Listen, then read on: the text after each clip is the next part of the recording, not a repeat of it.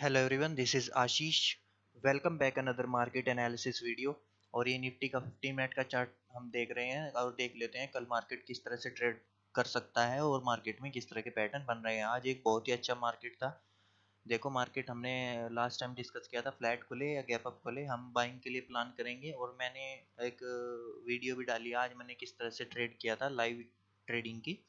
देखो, first candle हमें यहाँ पे एक रेड कैंडल दिखाई दी थी और इसने इसको क्रॉस नहीं किया था। ठीक है, तो मैंने अपना फर्स्ट ट्रेड जो है वो डाउन साइड का बनाया था, लेकिन इसने फिर यहाँ पे जाके मेरा ऐसा लेट किया है। ऐसा लेट होने के बाद मैंने फिर यहाँ पे दोबारा एंट्री की थी और एंट्री लेकर के मैंने यहाँ तक का टारगेट इसमें अपना बुक किया था। वो सेंसेक्स में मैंने फ्यूचर में ट्रेडिंग की थी और फ्यूचर में मैंने 450 पॉइंट्स मैंने कैप्चर किए, उसमें 450 पॉइंट मैंने उसमें कैप्चर किए हैं।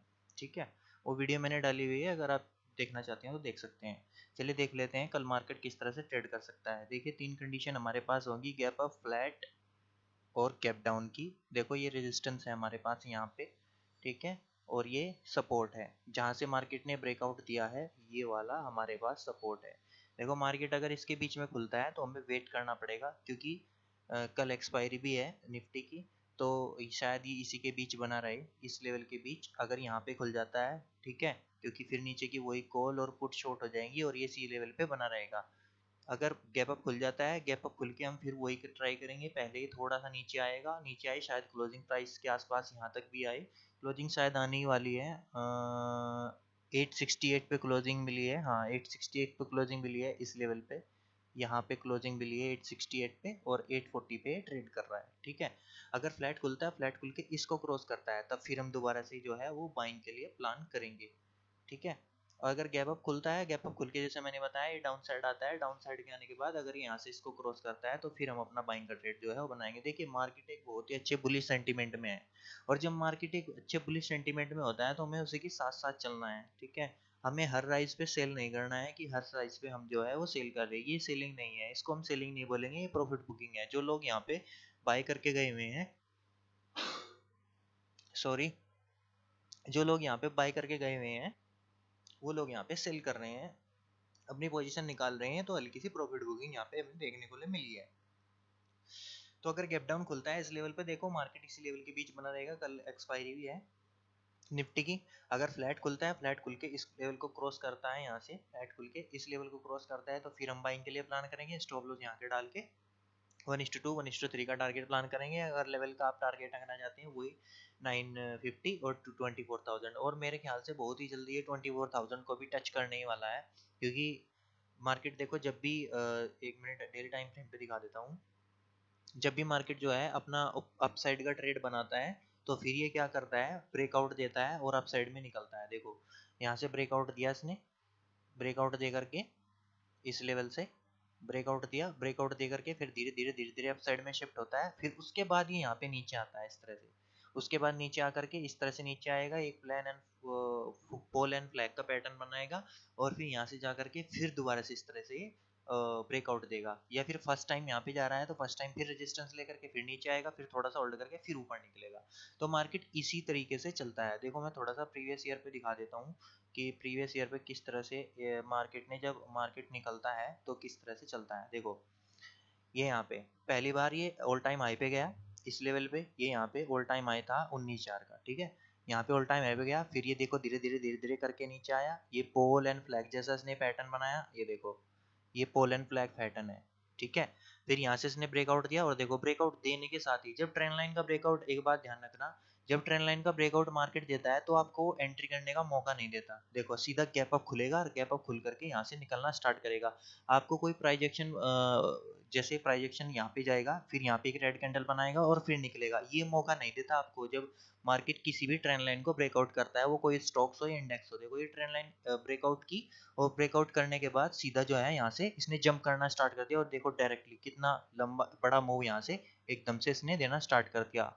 800 पॉइंट का मोमेंटम किया, 4.4% का मूवमेंट यहाँ से डायरेक्ट दिया। देखो, फिर दोबारा ऑल टाइम हाई पे गया, फिर दोबारा ऑल टाइम हाई के फिर दोबारा नीचे आया। देखो, प्राइजेक्शन बना के यहाँ से प्राइजेक्शन बनाया, लेकिन फिर दोबारा से यहाँ से अच्छी खासी जो है वो डिमांड जनरेट हुई, और फिर दोबारा से इसने देखो डायरेक्ट जाके ऊपर दिया। तो मार्केट, मेरे कहने का मतलब यही है कि मार्केट जब अपसाइड में चलता है तो लोग उसको सेल करते रहते हैं, लेकिन वो सेलिंग के लिए नहीं जा रहा होता, वो मोमेंटम के साथ जो है ट्रेड कर रहा होता है, तो आपको उसी के साथ चलना है। देखो फिर दोबारा से ऑल टाइम हाई पे गया, फिर होल्ड करके फिर ऑल टाइम हाई पे, फिर देखो यहाँ एक कैंडल बनाई, कुछ लोगों ने सोचा होगा कि यहाँ पे सेलिंग आ गई, लेकिन फिर इसने देखो और फिर ये चैनल में बना हुआ था जब तक रिजल्ट के वेट कर रहा था, इलेक्शन रिजल्ट का, और अब देखो अच्छा खासा जो है यहाँ से मोमेंटम कर रहा है। तो अभी हमें इसके साथ बने रहना है। अगर कोई भी निगेटिव कैंडल बन जानी है तो फर्स्ट पुल बैक नहीं, हम सेल नहीं कर सकते। एक कैंडल यहाँ पे बन गई, फर्स्ट पुल बैक हम सेल नहीं कर सकते।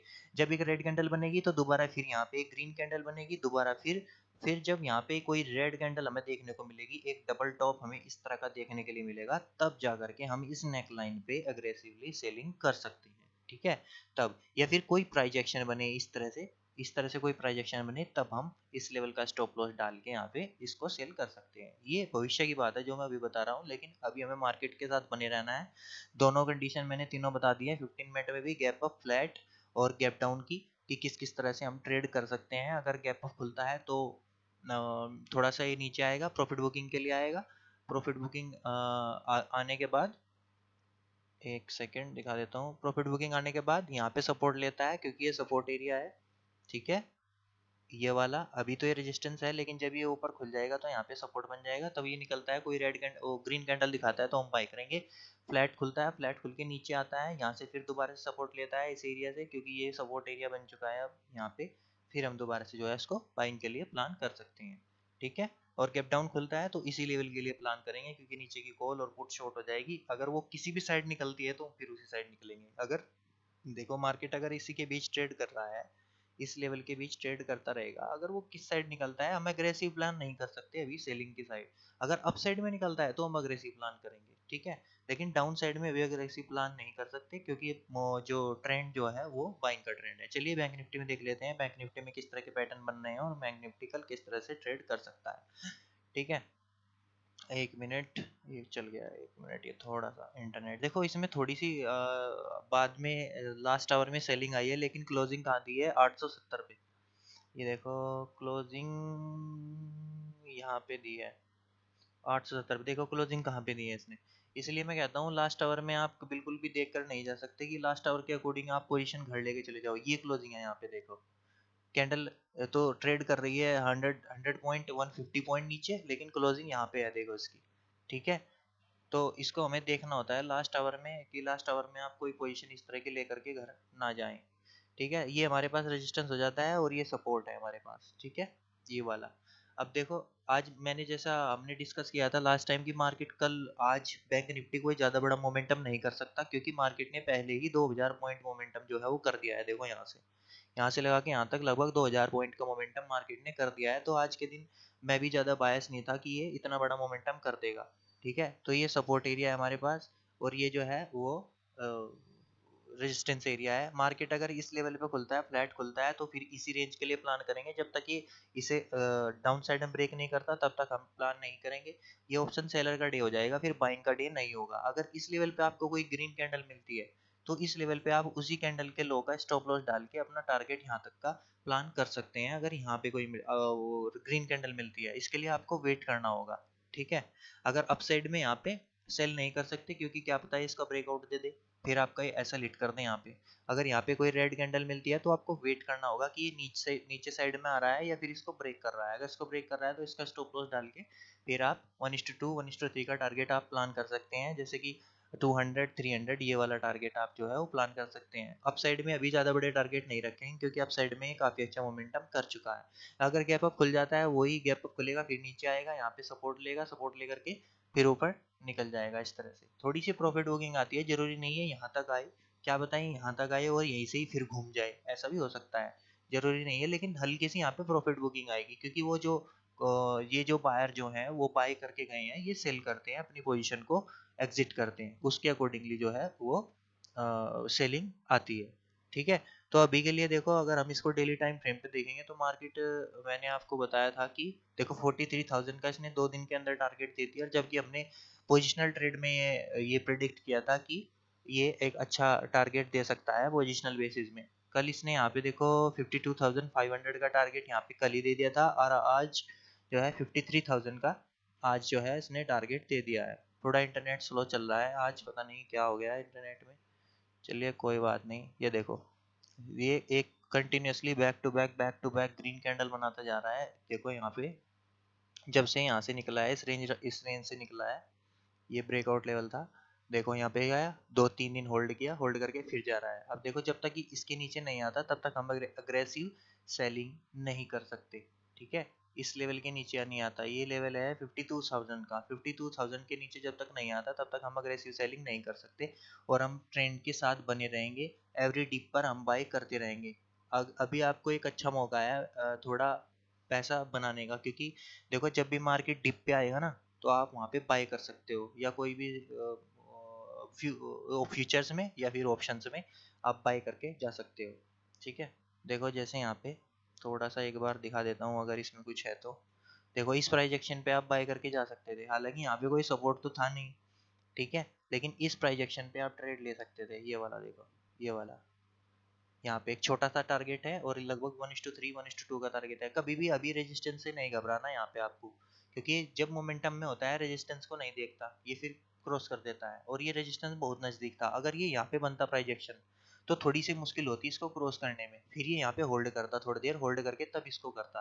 अगर ये इस लेवल पे, इस लेवल से यहाँ से जाता, अगर ये थोड़ा नजदीक से ही घूम रहा है, यहाँ से यूटर्न ले रहा है, तो आपको इसकी फिक्र करने की जरूरत नहीं है, ये इसको क्रॉस कर देगा, आप होल्ड करके जा सकते हो। लेकिन लगातार 3 कैंडल बनी, और 3 कैंडल में इसने जो है अच्छा खासा मोमेंटम दिया, और कितने पॉइंट का मोमेंटम किया है यहाँ से, लगभग 300 पॉइंट का मोमेंटम किया, तो काफी अच्छा प्रीमियम ग्रो हुए होंगे बाइंग के लिए, ठीक है। ऑलराइट गाइज, इसका मैंने बता दिया है, गैप अप खुलेगा तो थोड़ा वेट करो, और यहाँ पे डिप पे बाय करो, हमेशा डिप पे बाय करो। यहाँ पे कोई ग्रीन कैंडल मिलती है तो उसके लिए प्लान करेंगे, फ्लैट खुलेगा तो जब तक ये इसी रेंज पे बना रहेगा, इस रेंज को क्रॉस नहीं करता, तब तक कोई ट्रेड प्लान नहीं करेंगे, ठीक है। और गैप डाउन खुलता है इस लेवल पे, तो थोड़ा वेट करके, प्राइस एक्शन का वेट करके हमें ट्रेड करना पड़ेगा। क्या पता ये कल की तरह, इस आज की तरह इस तरह से घूम जाए, ठीक है।